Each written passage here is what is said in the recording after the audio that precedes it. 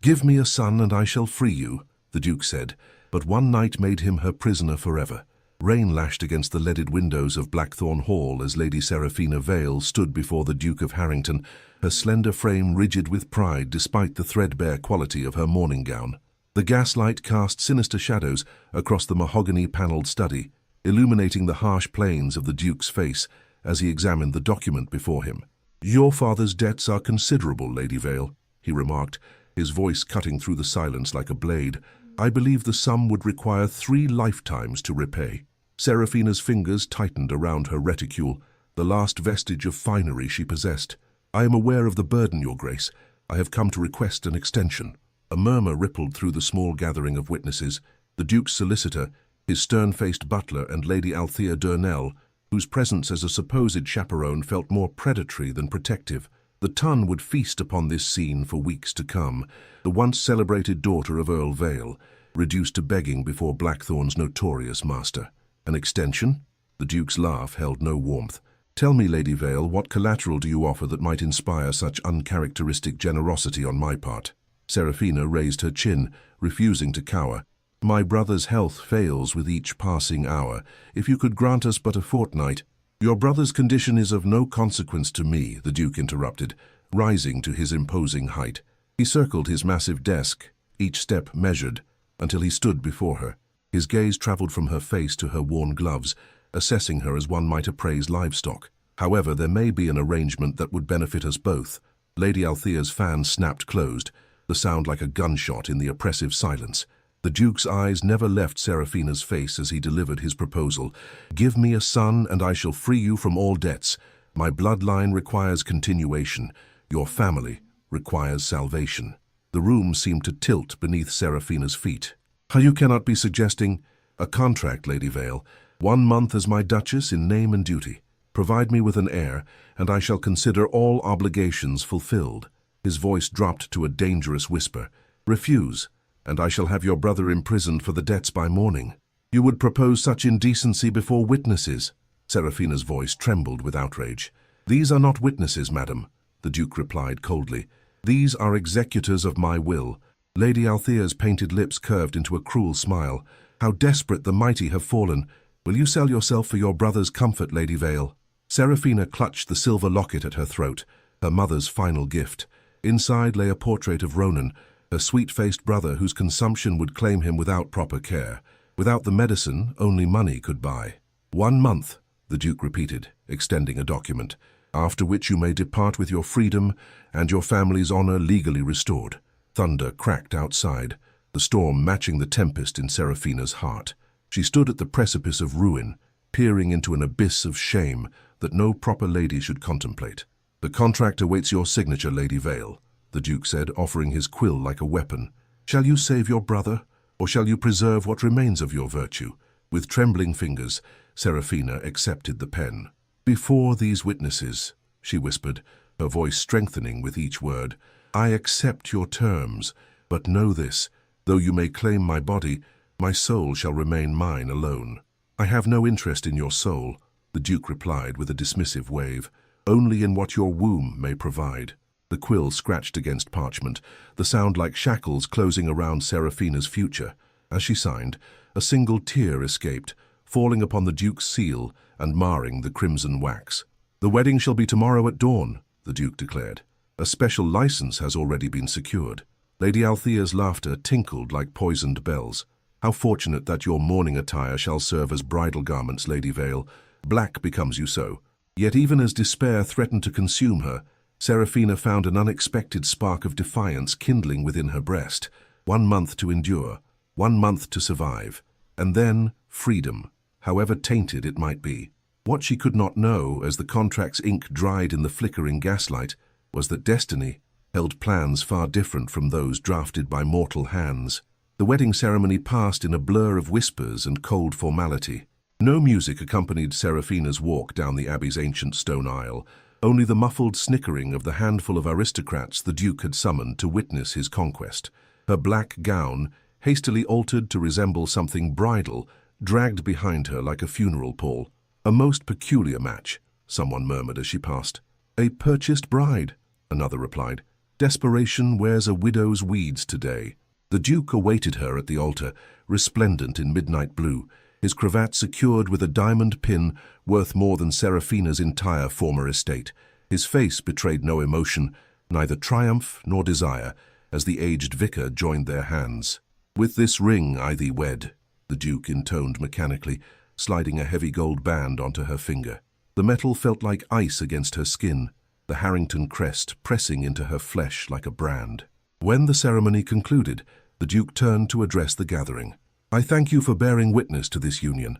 Lady Harrington and I shall depart immediately for Blackthorn Hall." No celebration followed, no feast or dancing to mark the occasion. The Duke led Serafina to his waiting carriage, helping her inside with cold courtesy that belied the bargain between them. As they journeyed through rain-slicked streets, Serafina gazed at the passing landscape through tear-blurred eyes. London's grand mansions gave way to rolling countryside, the distance between her and her former life growing with each turn of the wheels. "Your brother has been moved to the cottage at the edge of my estate," the Duke informed her, breaking the hours-long silence. "A physician attends him daily. You may visit once a week, provided you fulfill your obligations." Serafina's hands clenched in her lap. "You are most generous, Your Grace," she replied, the words tasting of ash. "I am practical, madam. Nothing more." Night had fallen by the time they reached Blackthorn Hall. The ancestral seat of the Harringtons loomed against the starless sky, its Gothic spires piercing the darkness like accusations. Servants lined the entrance, their faces carefully blank as they greeted their new Duchess.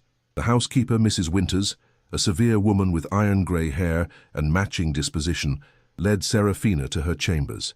"The master's rooms adjoin yours through that door," she explained, gesturing to a heavy oak portal. "He has instructed that you are to dine alone tonight and prepare yourself for his arrival at midnight." Left alone, Serafina explored her gilded cage. The Duchess's suite was lavishly appointed with silk draperies, priceless paintings, and furniture crafted by master artisans. A fire roared in the marble hearth, yet failed to warm the chill that had settled in her bones. On the dressing table lay a silver hairbrush engraved with the Harrington crest, alongside crystal bottles of expensive perfume. Beside these sat a small leather case containing a note in the Duke's precise hand, "For the Duchess of Harrington. Wear these tonight." Inside nestled a pair of pearl earrings and a matching necklace, their luster gleaming mockingly in the firelight, gifts not of affection, but of ownership. Serafina turned away, unable to bear their cold beauty. She unpacked her few belongings, arranging them with care: her mother's book of poetry, a miniature portrait of Ronan, and the silver locket that hung ever at her throat. A maid arrived with a tray of untouched supper and assisted her into a nightgown of finest silk, another item provided by her new husband. The garment, though modest in cut, felt like a betrayal against her skin. As midnight approached, Serafina sat before the vanity, brushing her honey-brown hair until it cascaded down her back in waves. She would not cower. She would endure what must be endured, her thoughts fixed upon her brother's recovery and the freedom that awaited at the contract's end. The mantel clock struck 12, each chime resonating through her chambers like a funeral knell. Moments later, the connecting door opened. The Duke entered, clad in a burgundy dressing gown, his dark hair loosened from its usual severe style. Without the formal attire of daylight, he appeared younger, though no less formidable. "I trust you find your accommodations satisfactory," he said, his eyes sweeping over her with clinical detachment. "They are most comfortable, Your Grace. You will address me as Harrington when we are alone." He moved to the sideboard and poured himself a measure of brandy. "Would you care for a drink to ease your nerves?" Serafina squared her shoulders. "I require no artificial courage to fulfill our bargain." Something flashed in his eyes, perhaps respect, perhaps irritation. "Very well." He set down his glass untouched. "Shall we proceed with the consummation of our arrangement?" As he approached the bed, Serafina steeled herself against the coming ordeal. Yet when his fingers brushed against her cheek to extinguish the bedside lamp, an unexpected warmth spread beneath her skin. "1 month," he reminded her, his voice oddly gentle in the sudden darkness, "and then you shall have your freedom." The lamp's flame died, casting the room into shadow, where secrets might be exchanged without witnesses, and where even the coldest hearts might for a moment beat with unexpected warmth. Dawn arrived with pale fingers of light stretching across the rumpled bed linens. Serafina woke alone, the Duke's absence a relief that loosed the tight knot of tension in her chest. She touched her lips, still tender from kisses that had been neither cruel nor kind, but something far more dangerous, unexpectedly considerate. The night had not been the ordeal she had steeled herself to endure. Instead, in the darkness, the Duke had shown a restraint and attention that bewildered her. His touch, though unfamiliar, had been guided by her responses rather than solely his desire. This unexpected gentleness left her more unsettled than any brutality might have done. A soft knock at the door announced the arrival of her new lady's maid, Alice, a petite girl with quick eyes and hands that moved with practiced efficiency as she helped Seraphina dress for the day. "His Grace has requested your presence in the conservatory for breakfast, my lady," Alice informed her, fastening the buttons of a morning gown that had mysteriously appeared in the wardrobe overnight. The exact shade of her eyes fitted precisely to her measurements. "Has the Duke ordered an entire wardrobe for me?" Seraphina asked, fingering the fine lawn fabric. "Yes, my lady. The dressmakers worked through the night." Alice's voice dropped to a whisper. "There's been nothing like it at Blackthorn in living memory."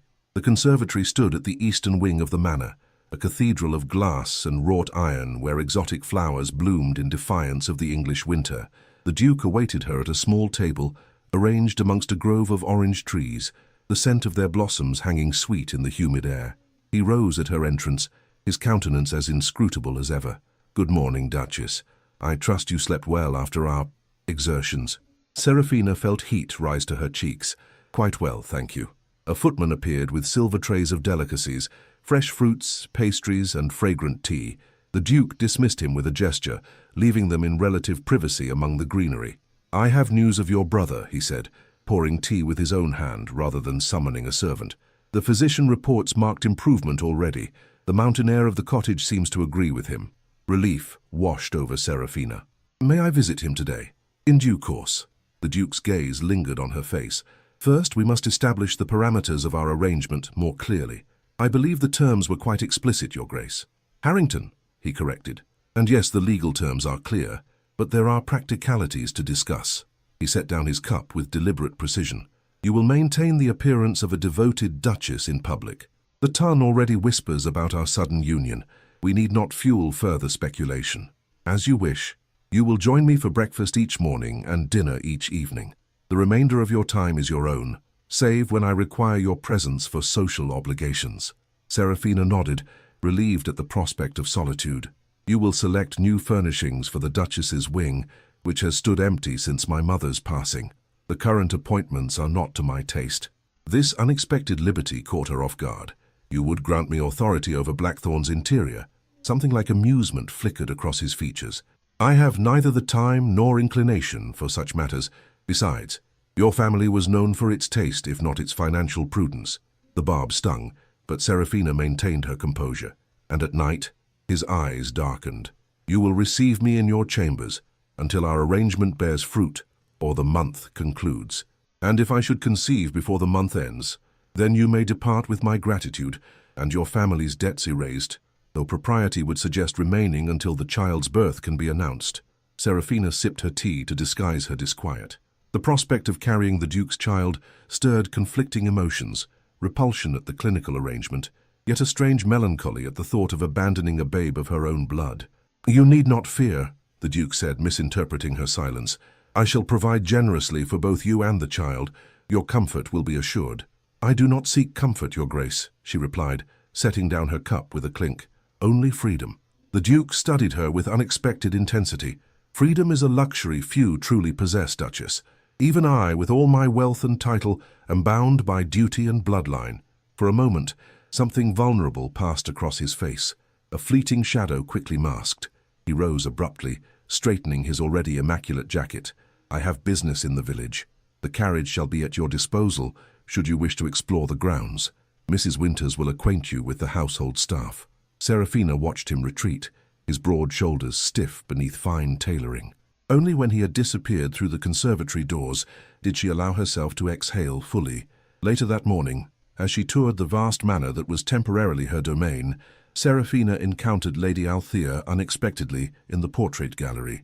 The woman's presence, like a serpent in a garden, sent a chill down her spine.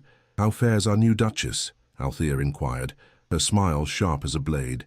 "Has married life proven satisfactory?" "Lady Althea, I was unaware you remained at Blackthorn." The Duke has graciously extended my visit. Althea circled Serafina slowly, appraising her day dress with critical eyes. How quickly you've adapted to your position, from debtor's daughter to duchess in a single night. The circumstances of my marriage are not your concern.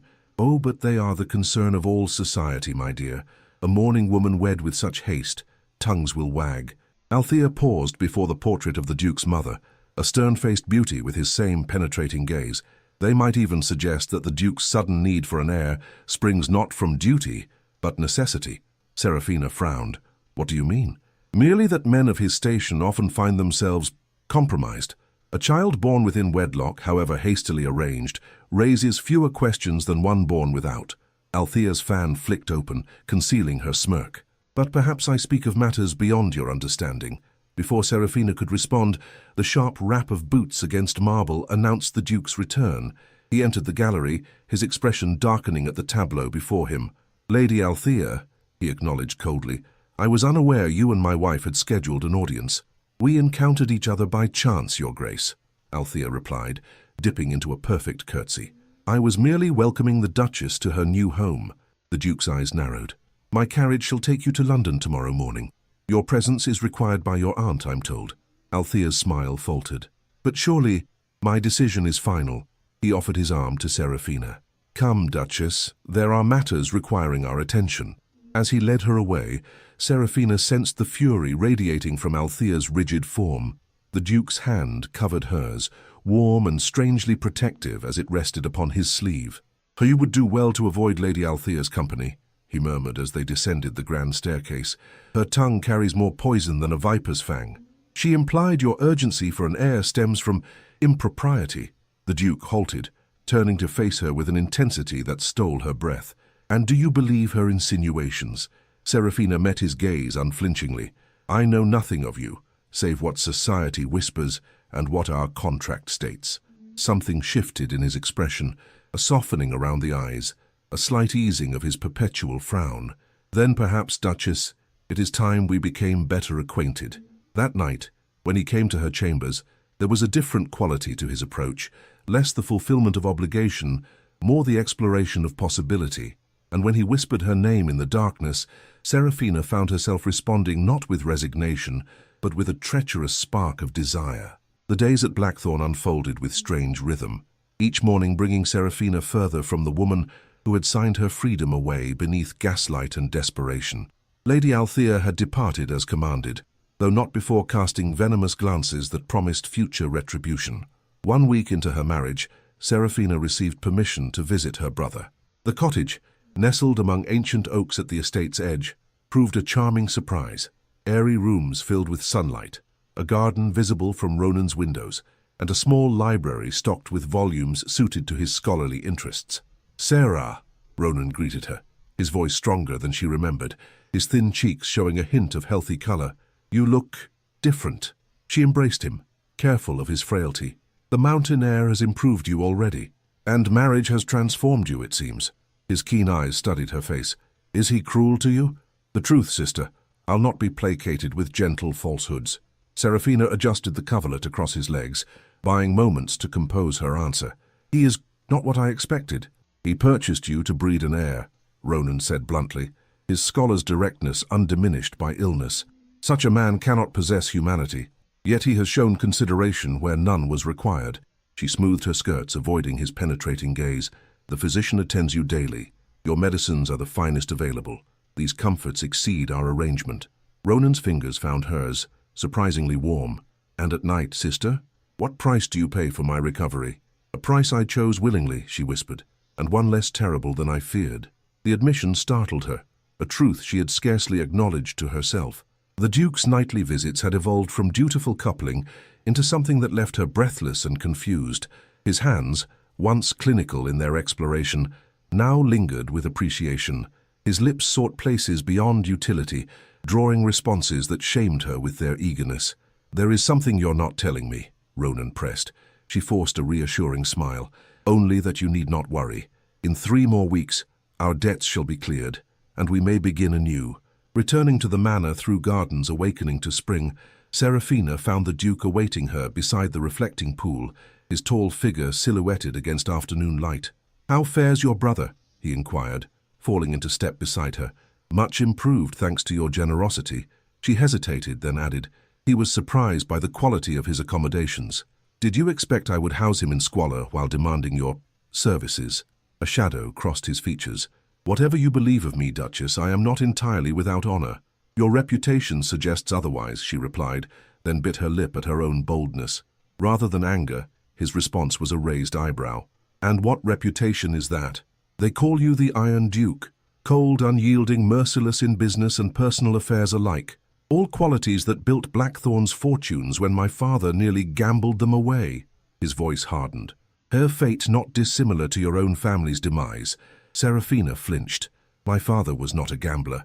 He was a dreamer whose investments proved unfortunate. A charitable description for financial recklessness that left his children destitute." The Duke paused, his expression softening fractionally. "Forgive me. It was not my intention to malign your father's memory." This unexpected apology caught Serafina off guard. "You surprise me, Your Grace." "Harrington," he corrected automatically. Then, with a hint of wry humor, "And how have I managed this feat? Most men of your station would feel no compunction about disparaging a debtor. Most men of my station have not witnessed the consequences of a father's failings firsthand." Something vulnerable flickered in his eyes before vanishing behind practiced reserve. "Will you walk with me? There is a matter I wish to discuss." They strolled in silence until reaching a secluded rose garden, the buds still tightly furled against spring's uncertain warmth. Here, sheltered by high yew hedges, the Duke spoke with uncharacteristic hesitation. "I have received an invitation to Lord Pembroke's hunting weekend. As my Duchess, your presence is expected." Serafina's stomach tightened.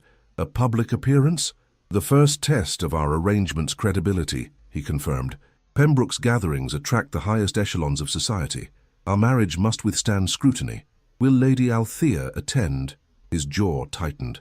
"Undoubtedly, which is why we must present a united front." He turned to face her directly. "Can you play the role of besotted bride convincingly, Duchess?" "I am no actress, sir." "Then we must give the ton something to believe." His voice lowered, intimate, despite the open air surrounding them. "We have become somewhat familiar with one another's bodies. Perhaps we might extend that familiarity to our public personas." Heat bloomed across Serafina's cheeks. "You suggest we pretend affection? I suggest we present the appearance of a marriage based on more than financial transaction." His hand lifted, hesitated, then gently tucked a wind-blown strand of hair behind her ear, a liberty that sent an unwelcome shiver down her spine. "Lady Althea will spread poison regardless. We must provide the antidote." That evening, a package arrived in Serafina's chambers. Gowns for the weekend gathering, each more exquisite than anything she had owned, even in her family's prosperous days. Sapphire silk, emerald velvet, cream lace, colors chosen to complement her complexion and hair, styles designed to announce her status as Harrington's Duchess. As Alice arranged them in the wardrobe, she chattered about the honor of being invited to Pembroke's estate. "All the finest families attend, my lady. His Grace hasn't accepted an invitation in 3 seasons, not since—" She stopped abruptly, her cheeks flushing. "Since when, Alice?" Serafina pressed. The maid busied herself with straightening an already perfect row of shoes. "It's not my place to gossip, my lady.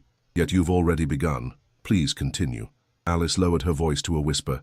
"Not since Lady Elizabeth jilted him for the Earl of Westmoreland. They were betrothed for a year when she broke the engagement most publicly." "Lady Elizabeth?" The name stirred a vague memory.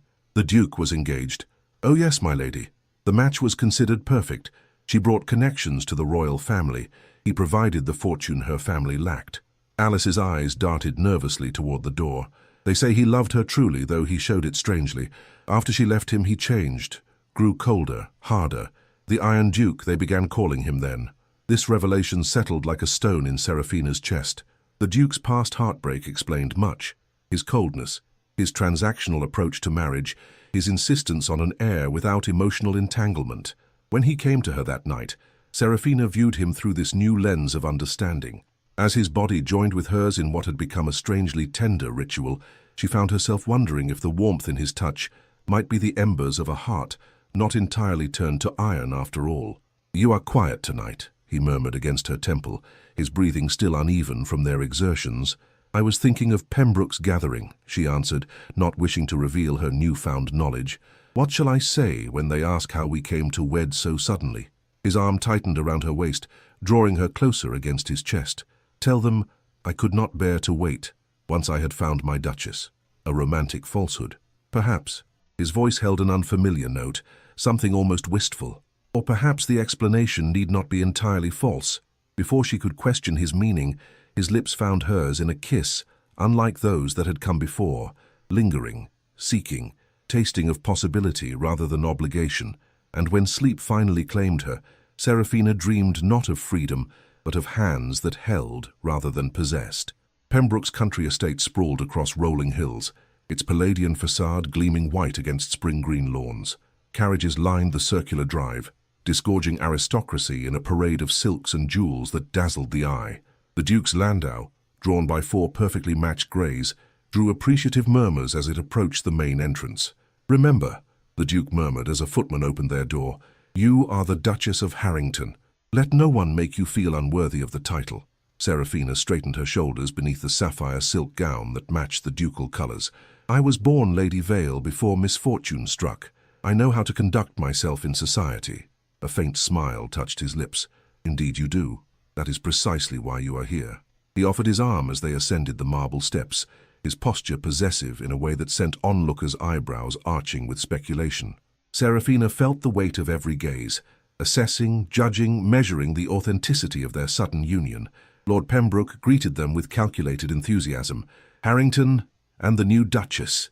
His eyes lingered too long on Serafina's figure. "Society has been positively famished for details of your whirlwind romance. Some matters are too precious for public consumption," the Duke replied smoothly, his hand coming to rest protectively at the small of her back.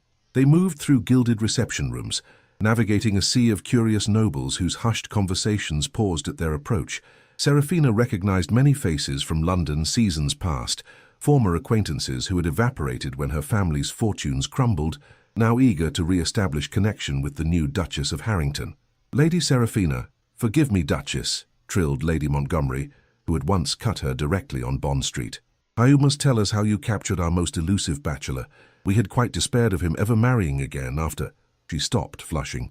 "After I recognized her worth when others were too blind to see it," the Duke interjected smoothly, his fingers intertwined with Serafina's, his thumb tracing small circles against her palm. Some treasures reveal themselves only to the deserving eye. The unexpected poetry of his response left Serafina momentarily speechless. She glanced up to find his gaze upon her, something unreadable swimming in its depths. The gathering proceeded to dinner, where Serafina found herself seated beside the elderly Duchess of Montfort, a notorious gossip whose tongue had ended more than one promising debut. "Such a fascinating match," the old woman remarked, peering at Serafina through a jewelled lorgnette. "The ton wagered Harrington would choose someone with more substantial connections." "Perhaps His Grace values qualities beyond pedigree and fortune," Serafina replied, maintaining her composure despite the implied slight. "Indeed? And what qualities might those be, my dear? You are comely enough, I suppose, though hardly a diamond of the first water." Before Serafina could formulate a response that wouldn't constitute a social catastrophe, she felt warm fingers at her nape, just above her gown's neckline. The Duke had stretched his arm along the back of her chair, his touch deliberate and intimate. "My wife possesses intelligence, dignity, and a strength of character rarely found in ballrooms or drawing rooms," he stated, loud enough for nearby diners to hear. "I would sooner have her sharp mind than another's empty beauty or hollow laughter." A hush fell over their section of the table. The Duchess of Montfort's mouth opened and closed, like a fish suddenly deprived of water. "How fortunate I am," Serafina managed, her voice steady despite her racing heart, "to have found a husband who values substance over mere appearance." The Duke's eyes held hers for a heartbeat longer than propriety dictated. "The fortune, Duchess, is entirely mine." As the evening progressed, Serafina observed a peculiar pattern. Whenever conversation veered toward their hasty marriage or her family's circumstances, the Duke intervened with protective precision, redirecting attention or silencing inquiry with a well-placed comment. He remained physically close, his hand frequently finding the small of her back, his head bending attentively when she spoke. They retired earlier than most guests, climbing the grand staircase with deliberate dignity while whispers swirled in their wake. The Duke escorted her to the connecting door between their assigned chambers, lingering in the doorway with uncharacteristic hesitation. "You performed admirably tonight," he said, loosening his cravat with one hand. "The Duchess of Montfort has not been rendered speechless since the Prince Regent's day." "Your intervention was timely," Serafina acknowledged, though perhaps overly gallant given our arrangement. His expression shuttered. "Would you prefer I allow them to disparage you openly?" "I merely observe that your defense exceeded what our contract requires. Our contract requires a convincing performance." He stepped closer, the scent of his cologne, sandalwood and something distinctly his own, enveloping her. "Does it trouble you that I might find the role less burdensome than anticipated?" Serafina's pulse quickened. "We have an agreement, Your Grace. 1 month, then freedom." It would be unwise to confuse performance with reality. Something like hurt flashed across his features before his customary reserve reasserted itself. "Of course. Forgive my presumption." He bowed formally. "Good night, Duchess." He withdrew to his own chamber, leaving Serafina to wonder why his departure felt like loss rather than relief. The next morning brought a fox hunt for the gentlemen and a garden tour for the ladies. Serafina walked among exotic blooms, half listening to Lady Pembroke's horticultural commentary, while her thoughts remained tangled in the previous night's exchange. "The Duchess appears distracted," observed a familiar, poisonous voice. Lady Althea had materialized beside her, resplendent in burgundy silk that complemented her golden beauty. "Perhaps the rigors of married life have proven exhausting." "Lady Althea," Serafina acknowledged, with cool civility. "I had not realized you numbered among Lady Pembroke's intimates." "Oh, I number among many circles you have yet to penetrate, despite your elevated title." Althea's smile was razor-sharp. How curious that Harrington chose this particular gathering to debut his purchased bride. Several nearby ladies gasped softly at the blatant insult. Serafina felt her cheeks warm, but maintained her composure. "I find nothing curious about a husband wishing to introduce his wife to society." "Nothing curious at all," Althea agreed with venomous sweetness, "except perhaps the timing. Lady Elizabeth returns from her Italian tour next week, you see. One might almost suspect Harrington arranged this hasty marriage to save face before his former fiancée reappears." The barb struck with precision, finding the exact junction of Serafina's newfound confidence and lingering insecurity. She had known nothing of Lady Elizabeth's return. Could the Duke's sudden need for an heir, for a wife, stem from wounded pride rather than practical necessity? "You seem remarkably concerned with His Grace's motivations," Serafina observed, struggling to keep her voice level. "One might almost suspect personal disappointment." Althea's eyes narrowed. "I merely find it fascinating that a man known for his impeccable judgment would bind himself to a penniless nobody whose only value lies in her breeding capacity." The crude assessment, delivered in cultured tones, hung in the air like a slap. Serafina's fingers tightened around her parasol handle until her knuckles whitened. "You mistake His Grace's character entirely," she replied, surprised by the fierce protectiveness that surged through her. "And you gravely underestimate mine." Before Althea could respond, a commotion from the returning hunting party drew their attention. The gentlemen approached across the lawn, many still mounted with the Duke at their center. He rode a massive black stallion, controlling the powerful animal with effortless grace. Sunlight gleamed on his dark hair and broad shoulders as he dismounted in one fluid motion. His eyes found Serafina immediately, as though drawn by some invisible thread. With purposeful strides, he crossed to where she stood, took her gloved hand, and pressed it to his lips. "I find I cannot bear even a morning's separation from my Duchess," he announced, loud enough for all to hear. "The hunt held no joy without you beside me." The naked possessiveness in his gaze sent heat coursing through Serafina's veins. Lady Althea's face contorted with poorly concealed fury. "Your devotion does you credit, Your Grace," Serafina replied, acutely aware of their audience. "Though I confess, I too found the hours long in your absence." He offered his arm, and as she took it, he leaned close to whisper, "Whatever venom Lady Althea has spewed, disregard it. She speaks from jealousy, not truth." "She mentioned Lady Elizabeth's imminent return," Serafina murmured back, "a detail you neglected to share." His body tensed against hers, a coincidence irrelevant to our arrangement. "Is it?" she pressed. "Or did you require a duchess before your former fiancé's reappearance?" The Duke's jaw tightened. "We will discuss this privately."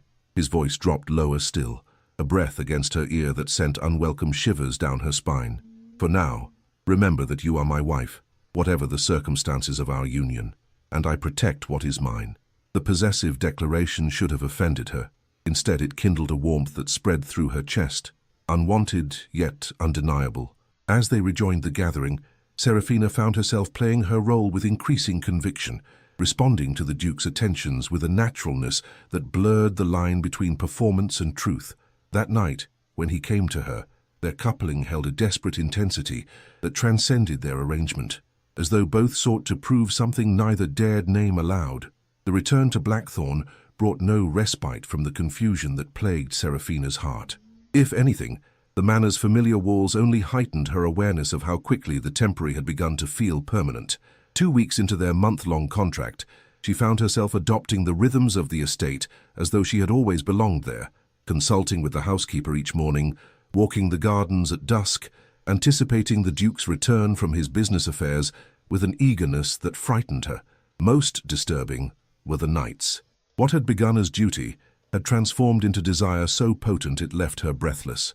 The Duke, Harrington as she now thought of him in private moments, approached her bed with increasing tenderness, his hands mapping her body with reverence rather than ownership. Sometimes he lingered after their passion was spent, speaking softly of his childhood at Blackthorn or asking about her own memories, creating an intimacy far more dangerous than physical union. One rainy afternoon, while seeking refuge from her thoughts in the library, Serafina discovered a hidden alcove behind astronomical charts. There, tucked away from casual view, hung a portrait of a woman with golden hair and cold blue eyes, beautiful in the conventional manner prized by society, yet lacking warmth despite the artist's flattering brush. "Lady Elizabeth Rothwell," came the Duke's voice from behind her. "Now Countess of Westmoreland." Serafina startled, turning to find him watching her with an unreadable expression. "Forgive me, I did not mean to pry." "There is nothing to forgive. You are mistress of this house, however temporarily." He approached, stopping beside her to gaze at the portrait. "I should have removed it years ago. Why didn't you?" "Perhaps as a reminder." His voice held no emotion. "Of trust misplaced and lessons painfully learned." Serafina studied the painted face, searching for what might have captured his heart. "She is very beautiful. Beauty without substance." His laugh held no humor. "I was younger then, and more susceptible to appearances. She professed love while negotiating better terms with Westmoreland behind my back. That must have been painful for you." "Pain suggests attachment. I felt only disappointment." He turned from the portrait to face her. "A business arrangement much like our own, though she pretended otherwise until a more advantageous offer presented itself. The comparison stung more than it should have. Then we are alike, she and I, both engaged to you through transaction rather than affection."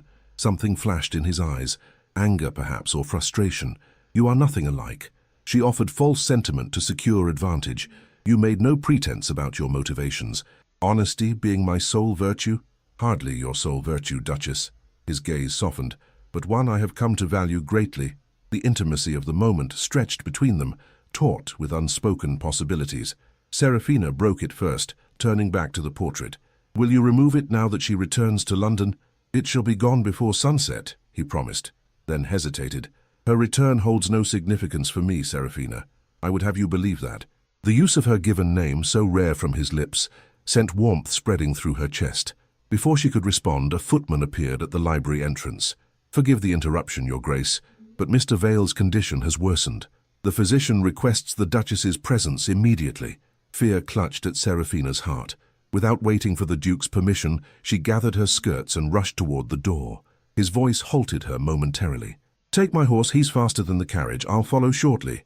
The cottage that had seemed so peaceful days before now felt oppressive with dread. Ronan lay pale against white linens, his breathing labored, his skin burning with fever.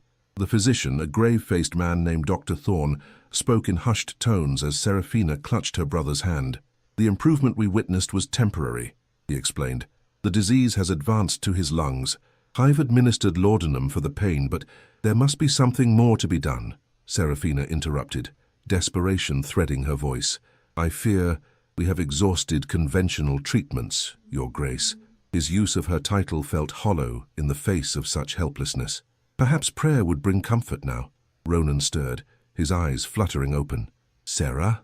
he whispered, his voice barely audible. "I'm here," she assured him, forcing steadiness into her tone. "Rest now. Save your strength." "The Duke!" he managed before a coughing spasm seized him. "Shh! Don't concern yourself with him." Ronan's fingers tightened weakly around hers. He was kind, visited me, when you couldn't. This revelation stunned her. The Duke came to see you? Many times. Ronan's eyes drifted closed. Brought books. Discussed philosophy. Not what I expected. Before Serafina could question further, the cottage door opened to admit the Duke himself, rain-soaked and grim-faced. He conferred briefly with Dr. Thorne in the doorway, their voices too low for her to hear, before approaching the bedside.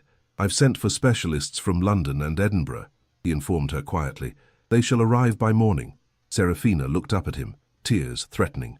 Why did you not tell me you visited him? It seemed unnecessary to mention. He shifted uncomfortably. Your brother is an intelligent young man. His insights on Kant are quite remarkable. A weak laugh came from the bed. Flattery, Your Grace. The Duke's expression softened as he addressed Ronan directly. Merely truth, sir. Our discussion on the categorical imperative remains unfinished. I expect you to recover sufficiently to continue it. Something passed between the two men, an understanding that excluded, yet comforted Serafina. She watched in wonder as the Duke, the cold, calculating man who had purchased her virtue, placed a gentle hand on her brother's shoulder with genuine concern. Rest now, he commanded softly. Your sister and I shall remain until you're stronger. They maintained vigil through the night, Serafina at Ronan's bedside, while the Duke arranged accommodations for the specialists and consulted with Dr. Thorne on experimental treatments. Dawn broke with pale fingers of light when Ronan's fever finally broke, his breathing easing into natural rhythm.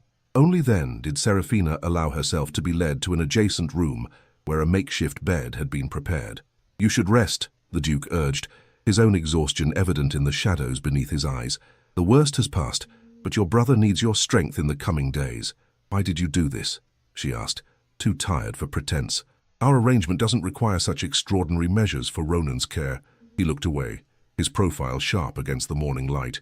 Perhaps I tired of being the villain in this tale. You were never truly that, she admitted softly, merely a man protecting his interests. My interests have evolved. His voice held a vulnerability she had never heard before. Rest now, Serafina. We shall speak more when you've recovered your strength. As he turned to leave, she caught his hand impulsively. Cassian. His given name felt foreign yet right upon her lips. Thank you. Something unreadable flashed across his features. Surprise, perhaps, or something deeper. He raised her fingers to his lips, pressing a kiss that lingered longer than courtesy required. Sleep, Duchess, he murmured against her skin. I shall watch over what is precious to you. Only when the door closed behind him did Serafina realize a fundamental truth in the calculus of her heart. The scales had shifted.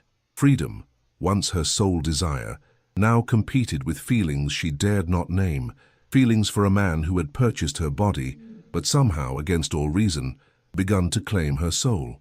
The specialists arrived with the morning mist, 3 physicians bearing experimental treatments and cautious optimism. For 3 days, Serafina divided her time between Ronan's sickbed and brief respites at the manor, where servants whispered behind their hands about the Duke's unprecedented devotion to his wife's brother.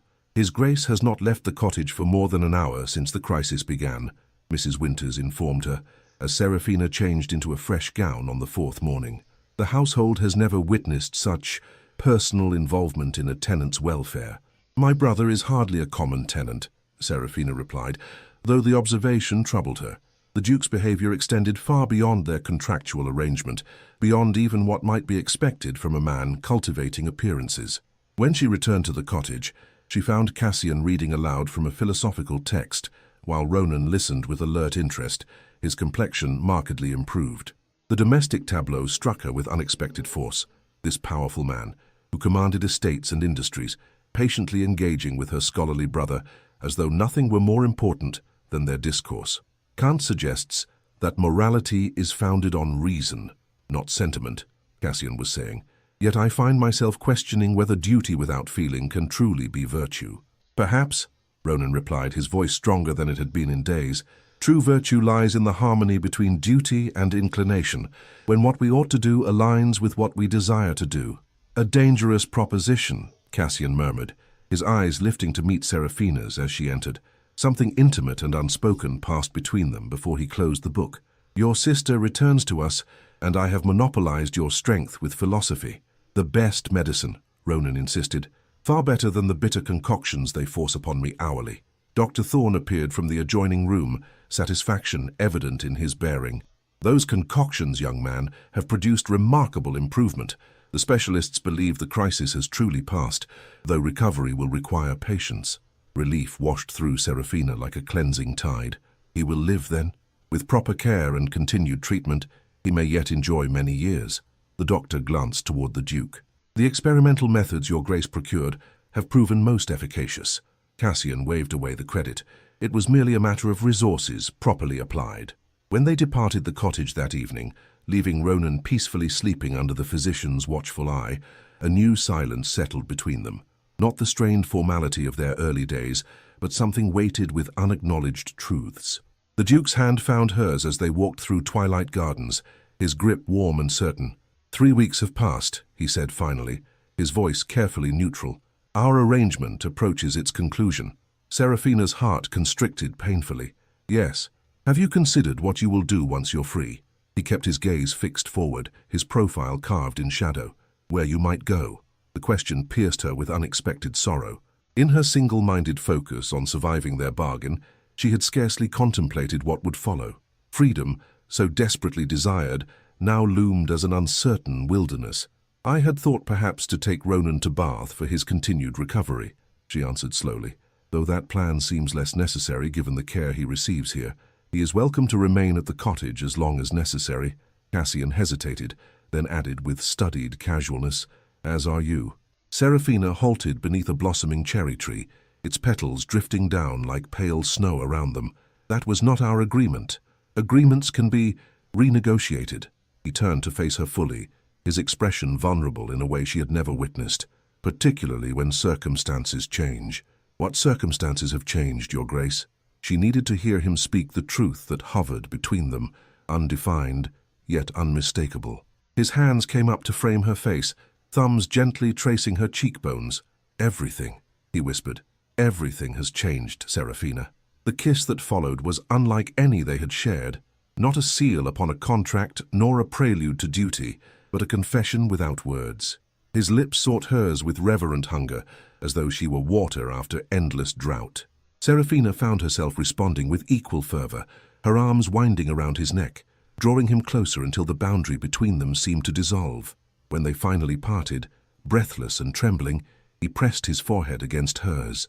"Stay," he murmured, "not as my purchased bride, but as my chosen duchess, my partner, my—" The word he could not speak hung between them, fragile as the cherry blossoms falling around their shoulders. Before Serafina could respond, the sound of approaching hoofbeats shattered the moment. A rider appeared on the garden path, his livery bearing the crest of the Earl of Westmoreland. He dismounted with a formal bow. "Forgive the intrusion, Your Grace. I bear an urgent message from the Countess." Cassian's expression closed like a door slamming shut. He accepted the sealed letter with rigid courtesy, dismissing the messenger before breaking the wax with impatient fingers. As he read, his face drained of color. "What is it?" Serafina asked, dread pooling in her stomach. "Elizabeth requests an audience." His voice had returned to the cold precision she had almost forgotten. "She arrives at Blackthorn tomorrow. For what purpose?" "She does not specify." He folded the letter with mechanical precision. "Though I imagine Lady Althea has ensured she knows of our marriage." Serafina struggled to master her racing thoughts. "Will you receive her?" "I must. Westmoreland's support is crucial to legislation affecting our northern properties." His gaze softened as it returned to her face. "This changes nothing between us, Serafina." But something had changed. She could feel it in the sudden distance between them, in the way his shoulders squared with renewed formality. The man who had held her with such vulnerability moments before had retreated behind the Duke's impenetrable facade. That night, for the first time since their wedding, he did not come to her chamber. Serafina lay awake until dawn, her thoughts circling like vultures around one terrible possibility. That Lady Althea had spoken truth at Pembroke's gathering.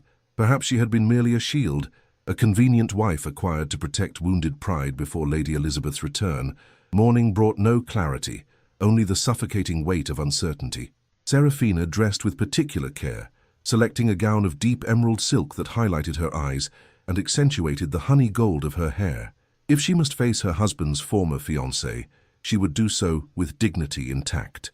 The Countess of Westmoreland arrived precisely at noon, her carriage an ostentatious display of wealth and position. Serafina watched from the drawing-room window as the golden-haired woman from the portrait descended, her beauty undiminished by the years, her bearing regal despite her lesser title. "Her ladyship is being shown to the blue salon," Mrs. Winters informed her. "His Grace awaits your presence before receiving her." Serafina found Cassian standing before the fireplace, tension evident in every line of his body. He turned at her entrance, his eyes widening slightly as they took in her appearance. "You look magnificent," he said softly. "Thank you." She clasped her trembling hands before her. "Shall we receive your guest?" "Our guest," he corrected. "And yes, though I would have you know that whatever her purpose, my position remains unchanged. What I asked of you yesterday, I ask still." Before she could respond, the doors opened to admit Lady Elizabeth. The Countess swept into the room like a conquering queen, her silk skirts whispering against priceless carpets, her golden beauty as cold and perfect as a statue carved from marble. "Cassian," she greeted with practiced warmth, "how kind of you to receive me on such short notice." Her gaze slid to Serafina, assessing and dismissing in a single glance. "And this must be your bride." "Lady Elizabeth," the Duke acknowledged with formal correctness. "May I present Her Grace, the Duchess of Harrington?" Serafina curtsied with precision, meeting the Countess's ice-blue eyes without flinching. "We are honored by your visit, Lady Elizabeth. I'm certain you are." The Countess settled onto a settee, arranging her skirts with deliberate grace. "Though I confess the news of your marriage came as quite a shock. One hears such fascinating rumors about its precipitous nature. I was unaware that my personal affairs remained of interest to you, madam." Cassian's voice could have frosted glass. "Particularly given your own happy circumstances." Elizabeth laughed lightly. "Oh, Cassian, we need not maintain this pretense of formality. We shared too much for such distance." The intimate presumption sent a spike of jealousy through Serafina's heart.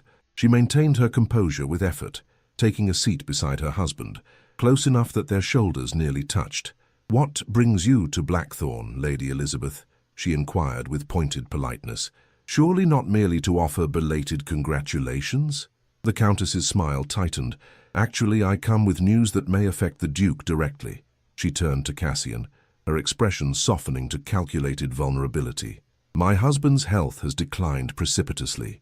The physicians give him months at most." "I am sorry to hear it," Cassian replied, though his tone held little sympathy. "Your kindness was always your most endearing quality." Elizabeth leaned forward, her voice dropping to an intimate murmur. "When he passes, I shall find myself in need of protection once more. I thought perhaps we might discuss the future, for old time's sake." The brazen proposition hung in the air like poisoned perfume. Serafina felt rather than saw her husband stiffen beside her. "I fear any discussion of your future must exclude me entirely," he stated with dangerous calm. "My obligations lie elsewhere now." Elizabeth's gaze flicked dismissively to Serafina. "Come now, Cassian. We both know the nature of such hasty arrangements. Lady Althea has shared the most fascinating details about your transaction." Rage flared in Serafina's chest, not at the exposure of their bargain, but at this woman's presumption that it rendered their marriage meaningless. Before Cassian could respond, she placed her hand atop his with deliberate possession. "How fortunate that what began as necessity has blossomed into something far more precious," she declared, meeting the Countess's gaze directly. "His Grace has given me his name, his protection, and his heart, gifts I value above all others. What began as duty has become love, Lady Elizabeth, a transformation I suspect you have never experienced." The Countess's face flushed with anger. "You mistake your position entirely." "I think not," Cassian interrupted, his fingers intertwining with Serafina's. "My wife speaks nothing but truth.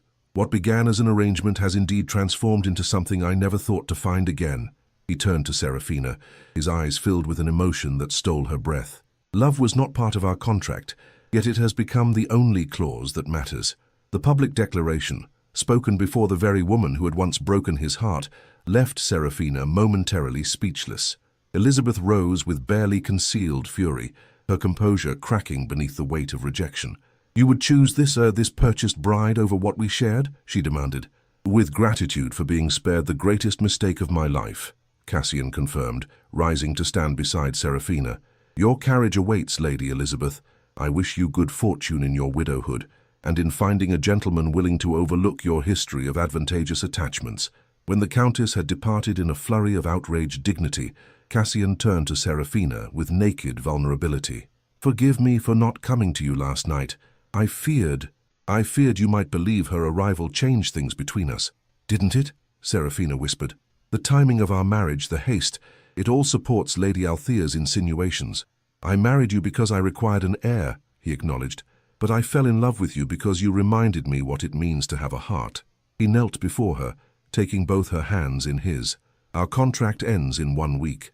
When it does, I would offer you a new one, not of obligation, but of choice." The week that followed passed in a dreamlike state, suspended between the contract that bound them and the promise of what might follow. By unspoken agreement, they did not speak of Lady Elizabeth's visit, or the declaration it had prompted. Instead, they moved through their days with a new awareness of each other, sharing meals, visiting Ronan, walking the grounds in companionable silence. At night, Cassian came to her as always, but their coupling had transformed into something that transcended physical desire. Each touch, each whispered endearment, seemed to ask a question neither dared voice aloud. Would she stay when duty no longer required it?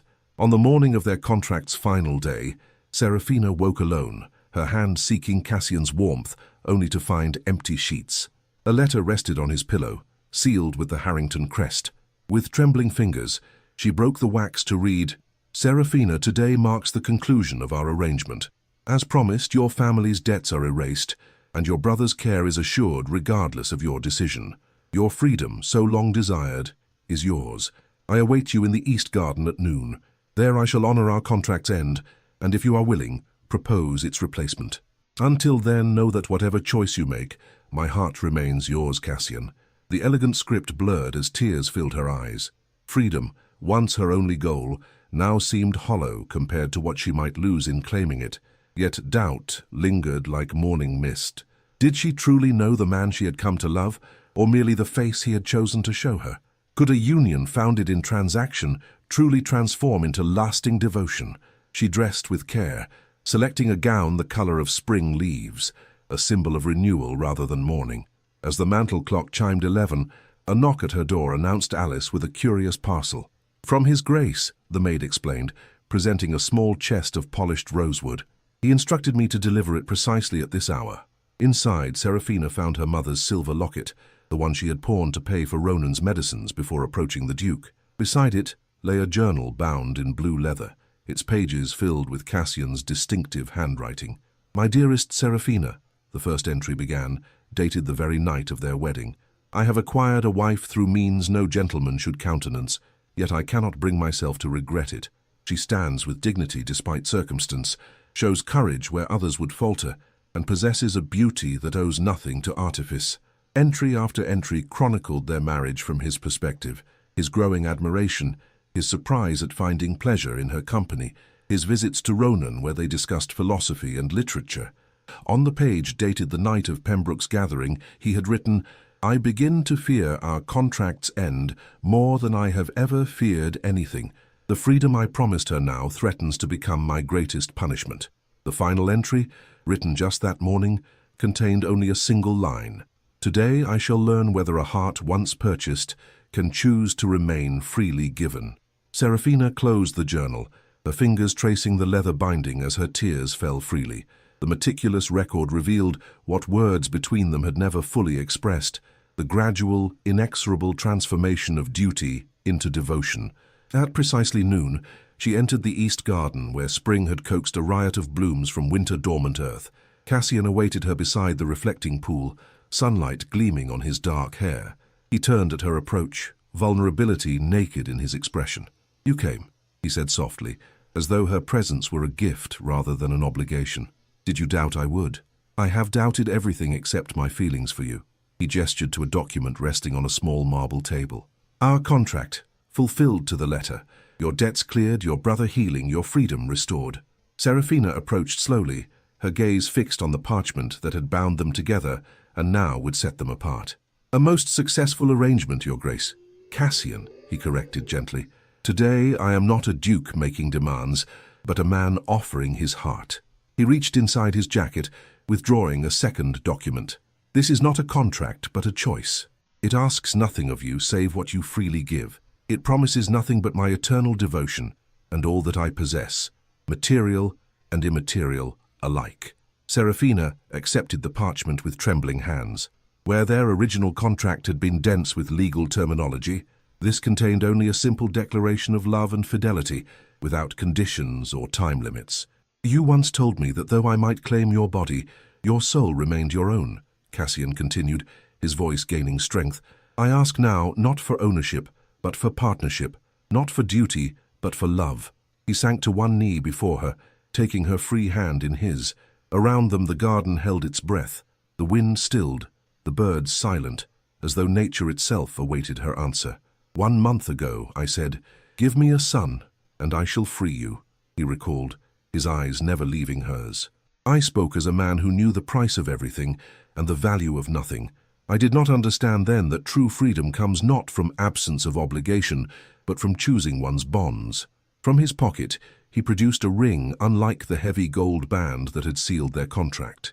This one held a single emerald, surrounded by tiny pearls, green for her eyes, white for new beginnings. I release you from our bargain, Serafina, and all it entailed, he declared formally. And I ask, not as your creditor or your master, but as a man transformed by love. Will you stay not as my purchased bride, but as my freely chosen wife? Will you make me your prisoner forever, as I have already become in my heart? The moment stretched between them, pregnant with possibility. Serafina thought of the journal entries, of Ronan's recovery, of nights spent in tender embrace, and days filled with growing companionship. She thought of the cold, calculating duke who had demanded a son in exchange for freedom, and the vulnerable man who now knelt before her, offering everything with no guarantee of return. I arrived at Blackthorn as merchandise to be bartered, she said finally, her voice clear in the garden's silence. I would leave it as nothing less than its duchess in truth as well as name. Hope bloomed in Cassian's eyes. Is that a yes, my love? In answer, Serafina tore the original contract in half, the sound sharp and final in the hushed garden. Our arrangement is concluded, Your Grace, she declared formally. Then, her voice softening to tenderness, our marriage, however, is just beginning. The kiss that followed sealed not a contract but a covenant, witnessed not by solicitors and rivals, but by spring blossoms and the open sky. When they finally parted, Cassian pressed something into her palm, the key to the small chest she had discovered that morning. There is one more thing, he murmured against her hair. A wedding gift I should have given you from the beginning. That evening, as twilight painted Blackthorn's stone walls with golden light, Serafina followed her husband to the manor's west wing. He unlocked a door she had never entered, revealing a chamber illuminated by dozens of candles. At its center stood a cradle of ancient oak, carved with the Harrington crest and draped with linen of finest quality. This has awaited each Harrington heir for 12 generations, Cassian explained, his arm encircling her waist. I had it brought from storage the day after our wedding. You were that certain? Serafina asked, leaning into his embrace. I was that hopeful. He placed his hand gently over her abdomen, where their child, conceived in contract but to be born in love, grew secretly beneath her heart. The heir I demanded as my right, I now receive as heaven's blessing. How long have you known? She whispered, covering his hand with her own. Since Pembroke's gathering, he admitted. The physician confirmed my suspicion when Ronan fell ill, though he respected my wish to let you share the news when ready. Serafina turned in his arms, searching his face. And if I had chosen to leave today, then I would have loved you both from afar, and counted myself blessed for the month that made me human again. His fingers traced her cheek with reverence. But I dared hope that what began as duty might have become desire for you as it did for me. Not merely desire, she corrected, rising to her tiptoes to brush her lips against his. Love, Cassian. A love I neither expected nor sought, yet cannot now imagine living without.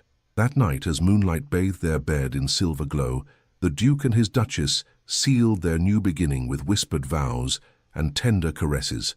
No contract governed their union now, only the ancient unwritten covenant of two hearts that had found in each other not possession, but belonging. And as dawn broke over Blackthorn Hall, the shadow of transaction lifted fully from their marriage, leaving behind the radiant truth that what begins as obligation may, through grace and patience, transform into love's most perfect freedom. Spring yielded to summer, summer to autumn's golden splendor. Blackthorn Hall, once a monument to solitary grandeur, pulsed with renewed life as its gardens burst with color and its corridors echoed with preparations. The Duke's child would arrive with winter's first frost, according to the physician's predictions, a December heir for an ancient line. Ronan had recovered sufficiently to accept a position as Blackthorn's librarian, his scholarly mind finding purpose in cataloguing the family's extensive collection. On crisp October afternoons, Seraphina would often find her brother and husband deep in philosophical debate, their voices carrying across the lake where she walked to ease her increasing discomfort. "The Duchess appears particularly radiant today," observed Lady Montgomery during a small gathering to celebrate the harvest. The woman who had once cut Seraphina on Bond Street now courted her favor with shameless determination. "Motherhood clearly agrees with her." "Everything about her agrees with me," Cassian replied, with the easy confidence of a man secure in his happiness. His hand found Seraphina's beneath the table, their fingers intertwining in practiced intimacy. News of Lady Elizabeth's hasty remarriage, a foreign count with more title than fortune, had caused barely a ripple in their contentment. Lady Althea, however, had departed England entirely after her schemes were exposed, removing to a cousin's estate in the colonies where, according to correspondence, she found the society deplorably provincial and the eligible gentleman distressingly practical. The Tun, with its remarkable capacity for revision, had transformed the story of their union from scandal to romance. What had begun as whispers about a purchased bride evolved into sighs over the Duke's gallant rescue of a noble family fallen on hard times. Society chose to forget that Lady Vale had once been shunned, preferring the more palatable narrative of love triumphant. Only Cassian and Seraphina knew the full truth, how transaction had yielded to tenderness, how possession had become partnership. Each night he read aloud from the journal he still maintained, chronicling their journey from strangers to lovers to partners in creating both a family and a legacy. On the anniversary of their wedding, a day once marked for separation, Cassian presented Seraphina with a gift that brought tears to her eyes. The deed to her family's former estate, restored and renamed Vale Haven, to serve as a sanctuary for gentlewomen facing financial ruin. "That no other woman should face the choice you did," he explained, as she examined the documents with wonder. "That no other family should be torn apart by circumstance when solution lies within reach." The sanctuary opened its doors as autumn painted the countryside in russet and gold. Seraphina, her condition now preventing travel, sent her brother as representative while she oversaw operations from Blackthorn. 5 families had already found refuge there, with more expected as winter approached. "You have created something remarkable," Ronan told her upon his return, his once gaunt face now healthy with purpose. "Father would be proud of how you've transformed loss into legacy." "It was Cassian's idea," she demurred, though the project had become her passion. "Perhaps," her brother acknowledged with a knowing smile, "but its heart is entirely yours." December arrived with swirling snow and biting winds that howled around Blackthorn's ancient stones. Seraphina felt the first pains as twilight descended, the child apparently determined to enter the world between day and night, between one season and the next, a fitting metaphor for parents whose own union had bridged transaction and love.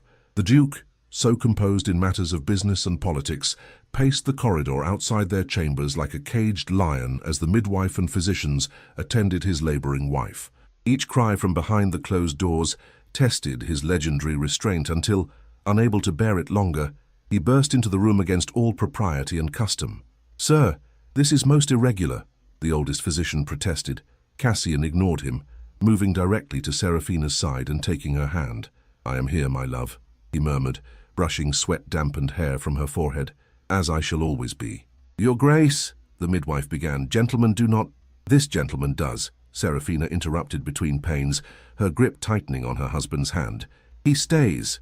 And so the Duke of Harrington, who had once demanded an heir as cold transaction, witnessed the miracle of his child's birth, not as distant patriarch, but as involved father, supporting his wife through each contraction, whispering encouragement as she pushed, and weeping unashamedly when their daughter's first cry pierced the December night. "A girl," the midwife announced, her tone suggesting disappointment on the Duke's behalf. Cassian's face, however, reflected nothing but wonder as the tiny bundle was placed in his arms. "She's perfect," he whispered, cradling his daughter with reverent hands before placing her against Seraphina's breast, as perfect as her mother. They named her Aurora Elizabeth Vale Harrington, Aurora for the dawn she represented in their lives, Elizabeth to reclaim a name once associated with betrayal, Vale to honor Seraphina's lineage, and Harrington for the legacy she would one day inherit. "She shall have Blackthorn when the time comes," Cassian declared, as they watched their daughter sleep in the ancient cradle beside their bed. "I've already instructed the solicitors to amend the entailment. Our daughter shall not depend on marriage for security as so many women must."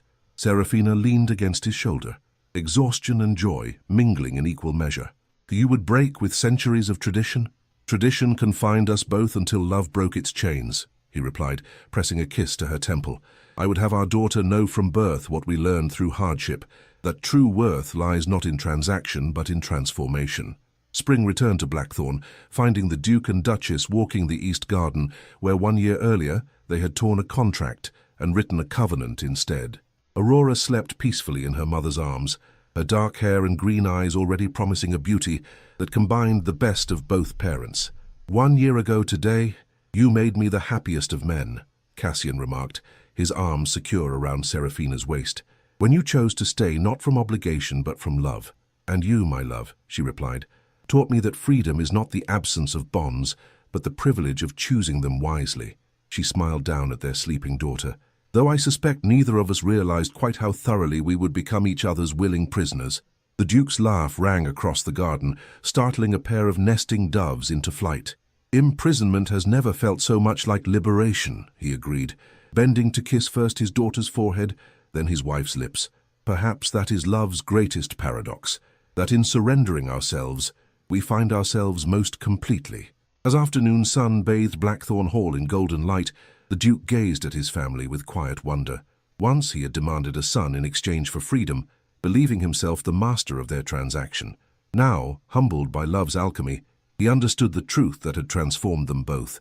In love's economy, the heart cannot be purchased, only freely given, and once given, it becomes not a possession, but a shared treasure, growing richer with each passing day. "Give me a son and I shall free you," he had once commanded. Life in its infinite wisdom had given him a daughter instead, and through her taught him that true freedom comes not from holding power, but from surrendering it to love's gentle authority. And in that surrender, both Duke and Duchess had discovered the most beautiful paradox of all, that in becoming each other's willing prisoners, they had found liberty beyond measure. What begins as transaction may, through patience and openness, blossom into transformation. The Duke sought an heir through cold contract, only to discover that the greatest legacy is not bloodline, but the capacity to evolve. Seraphina sacrificed freedom for family, only to learn that true liberty exists not in the absence of bonds, but in choosing them with wisdom and love. Their journey reminds us that life's most precious gifts often arrive disguised as obligations. That duty, embraced with integrity, can lead to devotion. That what we think we want, control, independence, power, may pale beside what we truly need: connection, vulnerability, love. The heart cannot be purchased, but it can be won through consistent kindness and unwavering respect. Pride may build walls, but humility opens doors to authentic connection. In yielding control, we sometimes gain something far more valuable: a partner who chooses us daily, not from compulsion, but from love. Perhaps the truest freedom is not independence, but interdependence, two souls dancing in harmony, supporting rather than possessing, enhancing rather than diminishing each other's essential nature. If this tale has touched your heart, remember, you are the storyteller of your own life. Each day offers the chance to transform transaction into transcendence, obligation into opportunity, control into connection. Subscribe for more tales that illuminate love's paradoxes and the heart's capacity for growth. Share in the comments which character's journey resonated most deeply with you. Was it Cassian's evolution from calculation to compassion? Seraphina's discovery that sacrifice could lead to salvation? Or perhaps Ronan, whose illness became the catalyst for healing of a different kind? Your stories and reflections matter. Join our community of hearts open to transformation, and together, let us explore the beautiful mystery of becoming each other's willing prisoners and finding, in that sweet surrender, our truest freedom.